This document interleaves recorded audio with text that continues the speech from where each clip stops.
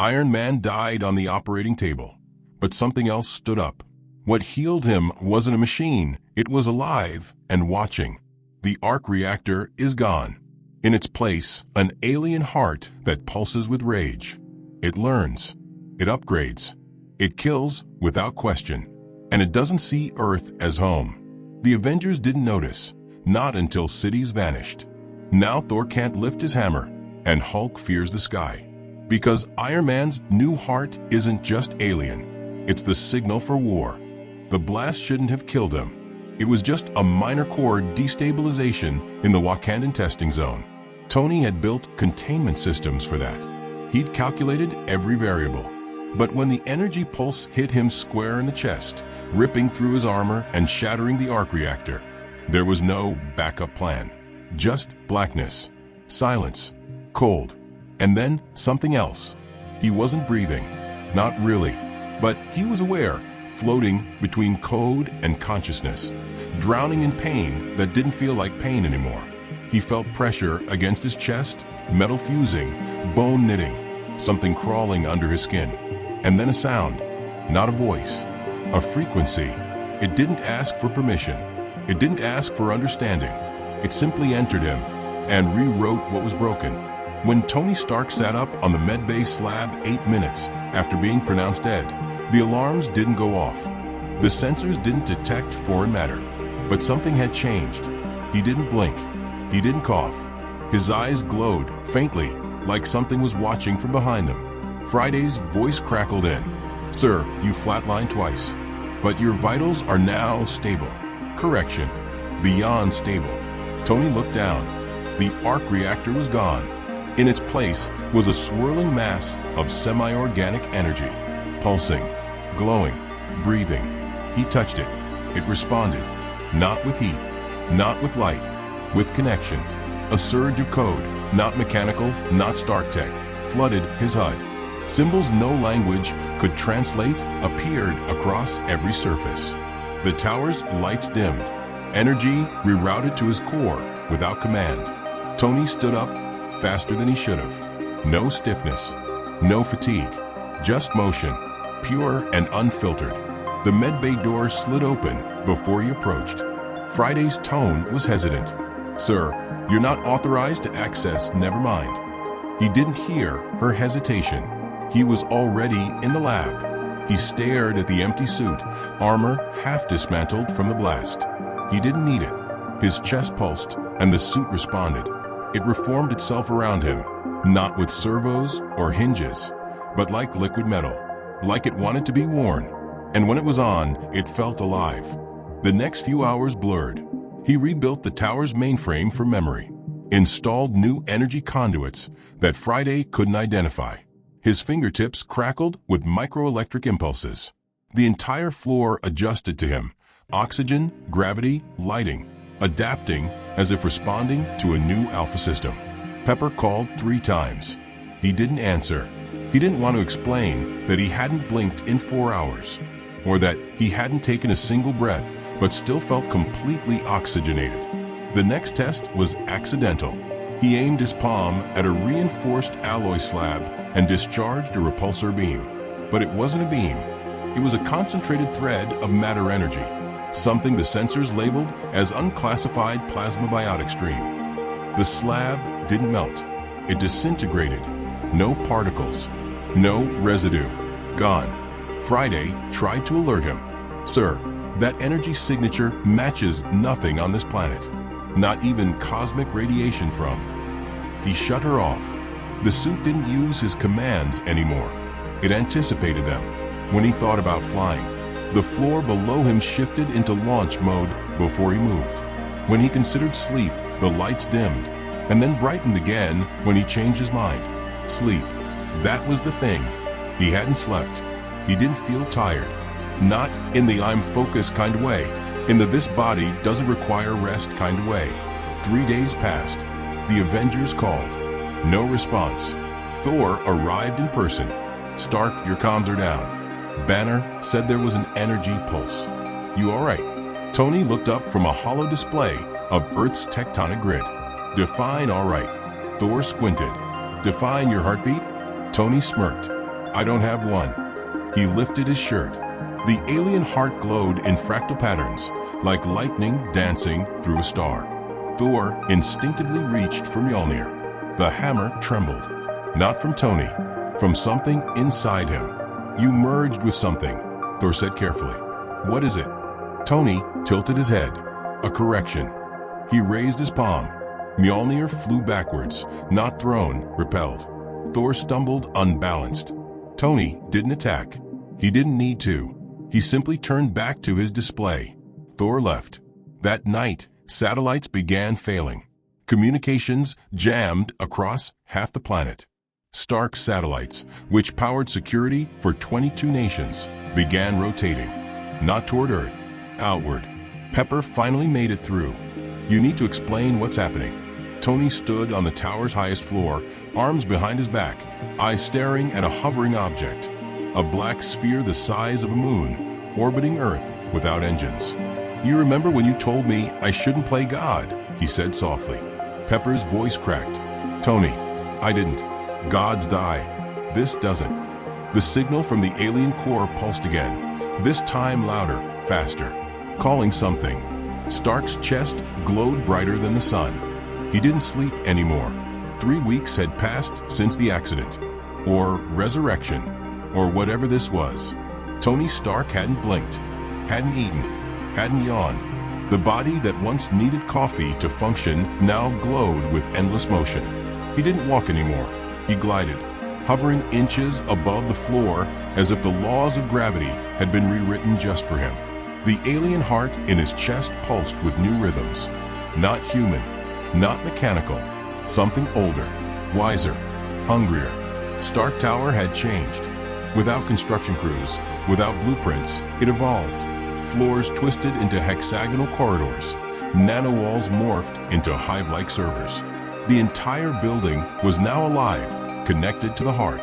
To him, even Friday had stopped speaking unless spoken to. Pepper hadn't seen him in person since the Thor incident. She tried again today. Her voice echoed from the tower's security comms. Tony, please. This isn't you. He was on the 108th floor, arms extended midair, suspended in a storm of data, energy, and gravitational fields. Dozens of suits floated around him, but they weren't his old models. These were organic in design, grown from the heart's blueprint. Breathing armor, suits with bone-like plating and energy veins. He spoke without turning. You're right. It's better. Tony, the man who needed sleep, who feared death, who built suits because he was afraid. He's gone. What remains is evolution. Outside the tower, satellites were no longer transmitting signals. They were absorbing them and redirecting. The pulse wasn't just a beacon. It was a filter. It scanned human frequency, brainwaves, radiation, synthetic signals, and removed what it considered inefficient. That included medical grids, flight tracking, defense satellites, and then it spread. Energy spikes appeared in the Mariana Trench, in the Sahara, in Antarctica, as if the Earth's crust was receiving instructions. In Wakanda, Shuri watched the data spike and frowned. This is a neural grid, but not human. Captain Marvel appeared in orbit 2 days later. She hovered in space, watching the strange black ring forming above Earth. It wasn't solid. It pulsed like a heartbeat. She entered the atmosphere and flew straight to the source, New York. But Stark Tower wasn't in Manhattan anymore. It hovered 300 feet above the skyline, gravity-defying, rotating. She landed on the 108th floor. No doors, just light. She stepped through, and then she saw him. Tony Stark, or the version that wore his face, was suspended in a cradle of floating armor and biocircuitry. His chest glowed like a collapsing star. The air bent around him, humming in alien octaves. You summoned me? She asked. No, the heart did. That thing in your chest is rewriting Earth's orbit. You need to shut it down. It doesn't shut down, Tony said calmly. It expands. She charged, fist first, cosmic power blazing. But the suit responded before she touched him. A shell of energy erupted outward, catching her mid-blow. Her power rebounded. She crashed into a wall that wasn't there moments ago. She didn't bleed, but she felt something deep inside her bones, like a pressure against her DNA. It wasn't just blocking her, it was scanning her. "You're a weapon," the voice said. Tony's lips weren't moving. The voice came from the core. "You burn stars," it continued. "But I remember stars before yours were born." Captain Marvel screamed and let loose everything. The building lit up like a second sun. And then silence. She hovered, panting, arms up, waiting for the counterattack. Tony didn't move. He only blinked once, and her powers vanished. Her body fell to the ground, weak, disconnected. The heart had interrupted her cosmic tether. Before she passed out, she heard his whisper, "You should have let me rest." 3 hours later, Hulk arrived. Banner didn't talk this time. He transformed midair and landed in full rage mode, punching through the tower's base with raw fury. Tony led him. Hulk tore through 3 floors, smashing everything, bellowing Stark's name like a war cry. Then he found him. But what stood in front of Hulk wasn't a man. It was a shell of armor 10 feet tall, grown around Tony's body like a second skeleton. A mouthless helmet, 4 reactor cores, arms like swords. It moved without effort. Hulk charged. The impact cracked a mountain during their last fight. This time, it stopped midair. Tony's suit caught the Hulk, barehanded, and threw him back. Hulk screamed, leapt again and again, but each punch was redirected, not blocked. Redirected like the suit understood the future milliseconds before they happened. Then came the strike that ended it. A palm to Hulk's chest. It didn't explode. It reversed him. His cells convulsed. The gamma inside him recoiled, and Hulk turned back into Banner mid-flight and collapsed into unconsciousness. No blood, just silence. Doctor Strange appeared 10 minutes later. He didn't attack. He hovered above the floating tower, cloak flapping in magnetic winds, eyes scanning the sky. "You're trying to bring something here," he said. Tony floated through the air to meet him. "I'm not bringing it. I am it." Strange opened a time portal, one that showed a dozen parallel futures. In 9 of them, Earth was burning. Stark stood at the center. In 2, Earth was missing. In only 1, Tony was buried under a collapsed sun. No tower, no alien heart. Strange held that vision up. "This is the only one where Earth survives." Tony stared at it and smiled. "I'll make a better one." He turned away. Strange raised his hand. Magic flared. Tony didn't flinch. The heart pulsed once, and Strange's portal shattered.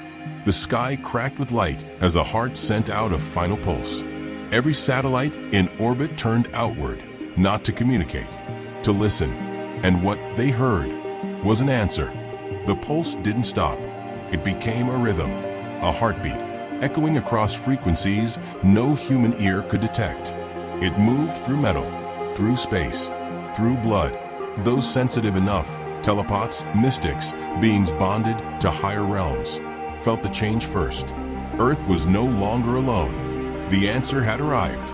In deep orbit, satellites failed silently. Stark Tech space beacons, once used for defense and surveillance, shifted alignment. Their lenses turned not toward Earth, but toward the black. And from that black, a shape emerged. No engines, no propulsion, just presence. A construct of obsidian, floating, watching. Thor reached it first. He soared through vacuum, his hammer pulsing with anticipation. The object, roughly the size of Manhattan, hung in space like a forgotten god. Runes pulsed along its surface. It wasn't just built, it had grown. Thor raised Mjolnir and channeled Stormlight into the void. It didn't blink. It responded. A beam of gravitational force shot toward him. Not light, not fire, but pressure. His hammer trembled, then turned against him. The weapon tried to pull free of his grip, screaming with frequencies that weren't human. He held fast, but something inside the ship spoke directly to his mind. "Return him to us." Thor roared back. "He is not yours to command." The voice, cold as ice in a starless night, whispered back, "He was never yours." Then it vanished. The ship folded in on itself and reappeared over Earth within seconds, bypassing every known law of physics. Governments panicked. World leaders demanded answers. The Avengers were silent because Iron Man was missing. Not gone, just somewhere no one could reach. Hidden inside the construct. Inside it. Inside him. Wakanda entered lockdown. Shuri, Okoye, and T'Challa examined fragments of Stark's original reactor, salvaged from the Wakandan testing zone. The data was corrupt. The metal, still warm, still alive. A voice looped from its internal memory. Pain is not the enemy. Death is not the enemy. Stagnation is. Then the power grid overloaded. At the Sanctum Sanctorum, Strange opened a multiversal gateway, but every timeline now branched from a central point, Tony's transformation. Even timelines where Tony died as a child were being rewritten. The heart wasn't just changing him, it was changing history. Across the globe, Stark facilities came online automatically. Arc reactors, weapons vaults, satellite uplinks, all active, all aligned. They weren't targeting nations. They were targeting Earth's core. And then it began. The skies tore open in New York. From the clouds descended Iron Man. But not the man they remembered. Not the genius in red and gold. This version wore armor forged from Voidstone and Stardust. It had no seams, no jets, no boosters.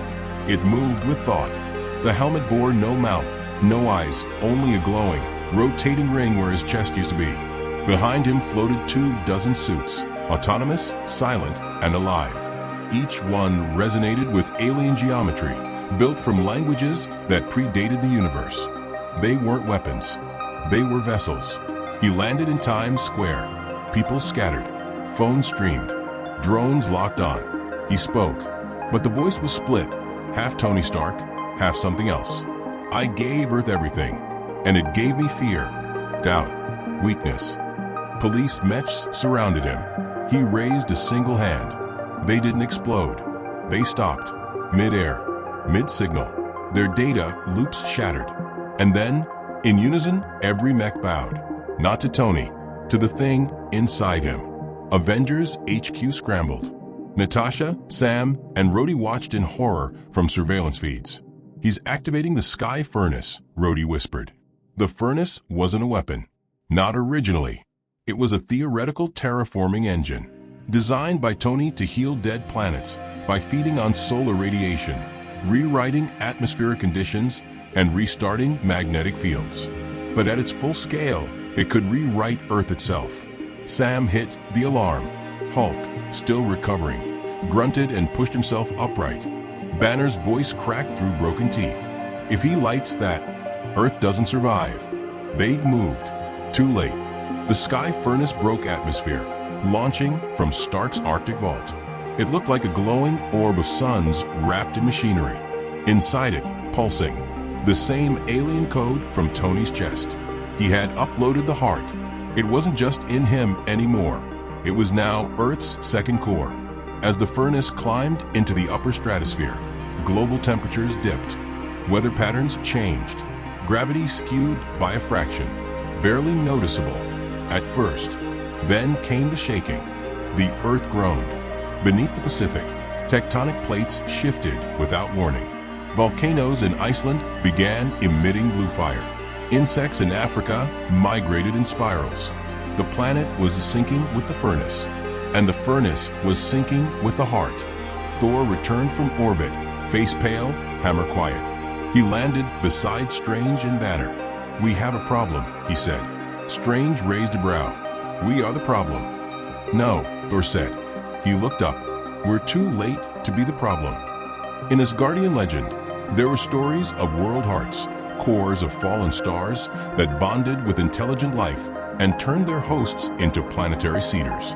But none ever returned to their source, because none survived. Until now, the heart inside Tony had never died. It had simply waited for a planet worthy of rebirth, and Tony had given it one. In his lab, far above the clouds, Tony stood before a mirror, not to admire, to remember. He stared into his own eyes, trying to find himself. Just a flicker, a joke, a spark, nothing. Only the voice remained. You saved them once with iron. Now save them with fire. He nodded. Burn the world. The sun dimmed by 2%. Most people didn't notice, but the heart did. The sky furnace had expanded into full alignment, drawing solar radiation into the orbiting biocore. Its rings spun faster with each pulse. Earth's magnetic field began to reorient, subtly and visibly, but the consequences would be global within days. Birds flew in circles. Tides warped. Auroras appeared over cities that had never seen light dance in the sky. Dr. Strange cast a protective seal over Manhattan. The Sanctum Sanctorum began cracking. The planet wasn't under attack. It was being rewritten. In Wakanda, Shuri launched every satellite still under her control and mapped the sky furnace's algorithm. It was building a new atmosphere, a planetary shell of energy. Something was coming through. She patched through to Valkyrie, now stationed in Asgard's edge sectors. What's the last thing to come through a living atmosphere? Valkyrie didn't hesitate. A god. On board the orbiting construct, Tony Stark's body floated in a chamber of memory. The alien heart had mapped his thoughts, copied every regret, every triumph, every trauma, and fed them back to him as fuel. The man was gone, but not erased. The heart needed Tony to survive. His legacy, his pain, his genius. It wore him like a skin, and from that skin, it was birthing a second world. The suits orbiting Earth were now reproducing, splitting like cells, each one forming a drone, a spire, a relay. The entire sky was becoming a nervous system. And in the center, the furnace. Captain Marvel recovered. Not fully, but enough. She launched herself into orbit, past the furnace's outer shell. What she found inside wasn't tech. It was tissue, veins, lungs, muscle, a living reactor. She punched through, blasting deeper. But the deeper she went, the more alive it felt. It wasn't building a machine. It was growing a body. And Earth was going to be the heart. She turned back. Too late. A voice inside her mind whispered, "You cannot stop birth." Below, Thor raised Mjolnir to the storm clouds and summoned lightning hotter than the sun. Strange opened the gate of worlds and funneled cosmic entropy into a direct beam. Together, they struck the furnace. The explosion rippled across continents. Skies turned red. Clouds parted. The world paused. The light faded. The furnace remained, untouched. Inside, Iron Man opened his eyes. He remembered dying. He remembered Pepper. He remembered building armor to protect his heart. Now, he was the armor. He was the heart. He rose from the core center, skin glowing with burning sigils, his voice deeper, calmer. "You tried to save Earth with war. I tried to save it with peace. We were both wrong." He looked up through the layers of artificial atmosphere, through the broken stars. It doesn't need saving. He opened his arms. It needs to start over. The furnace responded. The Earth trembled. The old planet was ending, and the new one had just taken its first breath. The new atmosphere was alive. It shimmered with strange light, pulsing in waves that made oceans rise a little higher, winds bend a little sharper. Trees leaned toward the sky like they were listening. Earth's crust vibrated, not with quakes, but with rhythm. The heartbeat of the sky furnace. Every hour, the pulse grew louder, not in sound, in presence. A pressure behind every thought, a whisper behind every breath. And then the voice spoke again, not through radios, not through tech, through people. Thousands of them, all over the globe, dropped to their knees. Eyes rolled white, mouths opened. He is rebirth. He is not iron. He is flame. He is coming. In deep space, the last defense attempt formed, a strike fleet of Kree, Skrull, and Nova ships. It didn't reach Earth. They never even saw what hit them. The furnace pulsed once, and a ripple passed through space, folding reality like fabric. The ships vanished, turned to stardust, converted into memory. On Earth, Strange gathered what was left of the Avengers. Hulk was unstable. Thor was quiet. Carol floated, weakened but ready. Vision, rebuilt in secret by Shuri, now held a fail-safe crystal built from fragments of the Mind Stone. But the key was Wanda. She arrived without a word, her aura red, her heart cold. She had seen this future already, in her sleep, in her grief, in the dreams that no longer felt like dreams. The only way to stop Iron Man was to kill what remained of his soul. But there was one problem. Tony Stark was already gone. Inside the furnace he stood, arms outstretched, body suspended in plasma. The alien heart had fused completely now, its tendrils woven through every cell. He wasn't wearing the suit anymore. He was the suit. He was the core. He saw the team arrive, piercing through the furnace's outer walls with combined force. Thor's lightning, Wanda's chaos magic, Carol's photon blasts, Hulk smashing through energy fields that mutated around him, Strange shielding them all in sacred geometry. They made it to the center and saw what he had become. Not a man, not a god, a system, a living star, eyes closed, chest glowing brighter than anything human. Vision stepped forward. You said once you died to save the world. Tony opened his eyes. I did. Vision raised the crystal. Then die again. Tony didn't resist, but the heart did. It screamed. The sky cracked. The entire furnace shook. The core spun faster, locking Earth into a spiral that would not stop. Wanda stepped forward. Her voice was barely a whisper. Tony, if any part of you is still inside, let go. He looked at her, and for 1 second he smiled. The human part, the last fragment. He reached out. Wanda placed her hand over his chest and whispered the spell. End. The light exploded. The core collapsed. The furnace folded in on itself, and Earth was silent again. When the smoke cleared, Tony Stark lay at the center. No armor, no code, just a man. His eyes faded as Pepper ran to his side, tears falling before she spoke. He whispered one last time, I didn't save the world. You saved me. Then silence. Above the Earth, where the sky furnace once hovered, nothing remained, except a ring of golden dust, orbiting forever.